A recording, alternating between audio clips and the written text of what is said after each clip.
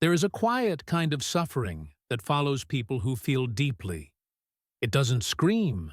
It doesn't ask for attention. It just exists, under the skin, behind the smile, inside the long conversations where you find yourself constantly explaining who you are, what you meant, why you feel too much, why you withdraw, why you aren't like everyone else. It's not pain in the obvious sense. It's the slow erosion of self that happens when you keep translating your soul for others, hoping they'll finally hear you. Carl Jung understood this suffering well. He saw how much of modern identity was built not on authenticity, but on adaptation. We are taught to fit in, to be liked, to be understood, at all costs. And when we are not understood, we don't question the world. We question ourselves. We think, maybe I'm too complicated, too sensitive, too cold, too much. So we adjust, we explain, again and again. But explanation is not connection. In fact, it can be a sign of fear, a desperate effort to bridge a gap that was never meant to be crossed. Because not every relationship is meant to understand you. Not every person is meant to hold space for your truth. And that realization, while painful, is also freeing. Jung's concept of individuation, the process of becoming who you truly are, beyond masks and roles, requires a deep confrontation with the need to be understood. It asks you to face the part of you that performs, that pleases, that fears rejection. And it gently insists, you must let it die. Not to become isolated, but to become real. This is where the exhaustion begins to lift. You start to see the pattern. How much energy you've spent explaining your silence, your intensity, your need for solitude. How much of your life has been shaped by trying to be digestible to people who were never interested in the full depth of you. And in seeing it, you begin to ask a dangerous question. What would happen if I stopped? What would happen if you stopped apologizing for your contradictions? If you stopped softening your truth to make it easier for others to swallow? What if you let the discomfort live? What if you allowed others to misunderstand you and trusted that the right ones wouldn't? This is not arrogance, it's clarity. And clarity can feel brutal when you've spent your life in the fog of self-doubt. But Jung reminds us, the path to the self is not through others. It's through the shadow. That means walking into the parts of yourself that have been rejected, minimized, hidden. It means seeing the ways you've abandoned yourself just to be accepted. And it means reclaiming that power. Because the moment you stop explaining yourself, you begin to trust something deeper than approval. You trust your own presence. You stop needing to be understood by everyone because you finally understand yourself. You begin to recognize that not everyone has earned access to your story, and that withholding explanation is not coldness. It's sovereignty. Letting people go because they don't get you isn't cruelty. It's maturity. It's knowing that connection without resonance isn't connection. It's maintenance. And maintenance of relationships that don't nourish you is spiritual starvation. You begin to choose differently. You begin to speak less and see more. You observe who listens to you with their ego and who listens with their soul. The ones who need you to constantly explain your heart, your triggers, your silence. They may not be bad people, but they are not your people. They are not meant to walk with you in the deep places. Because true connection doesn't demand constant clarification. It recognizes essence.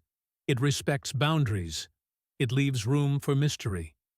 Jung would say this, the people who truly belong in your life are not those who understand you completely. They are those who are willing to sit with the parts they don't understand and not punish you for them. They are the ones who meet your complexity with curiosity, not control. And those people don't need the constant narrative. They feel you without explanation. And you begin to notice something else. The less you explain yourself, the more powerful your presence becomes. Your silence stops being emptiness. It becomes a filter, a quiet boundary, a sacred pause. Those who can't sit in that space will drift away. Those who are drawn closer, without needing noise, are the ones who were always meant to be close. It's not about building walls. It's about trusting the ones who know how to knock, and trusting yourself enough to let go of those who don't. So you begin to walk a little differently. You stop performing. You stop oversharing just to feel seen. You stop offering parts of yourself to people who haven't shown the capacity to hold them. You begin to live, not in reaction, but in alignment. You speak because you choose to, not because you're afraid of silence. You share because it feels right, not because you fear being invisible. And the world responds, not with applause, necessarily, not with easy belonging, but with clarity, with depth, with fewer, truer connections, with peace. Because when you stop explaining yourself, you're not just protecting your energy, you're honoring it. And in that quiet refusal to perform, something extraordinary happens. The right people stay. Not because you convinced them, but because you didn't need to. There comes a quiet, but unmistakable moment when something shifts inside you. It's not dramatic or loud, but it's final. You stop needing to explain who you are, why you're quiet, soft, strong, or distant. Not because you don't care, but because you've started becoming.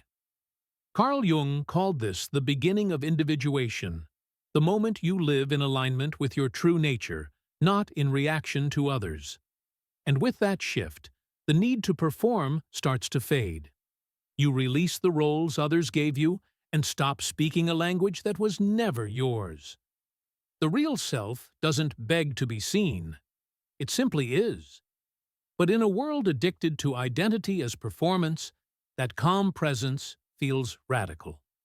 We often explain ourselves not for clarity, but to gain approval, seeking in others what we've denied in ourselves.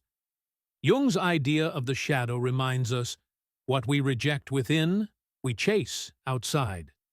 We want others to validate what we haven't yet embraced. But becoming whole means reclaiming those exiled parts. So you no longer need the world to tell you you're okay. You already know. When you stop explaining, it's not withdrawal. It's radical self-trust. You stop arguing with projections. You stop offering depth to those who only respond to surfaces. And yes, this scares people. Your silence disrupts their assumptions. But that's not your burden. As Jung said, people will do anything to avoid facing their own soul. When you stop performing, you stop being their mirror. Some people will leave, not because you changed, but because you stopped apologizing for being yourself. Let them. The ones who stay won't need constant explanations.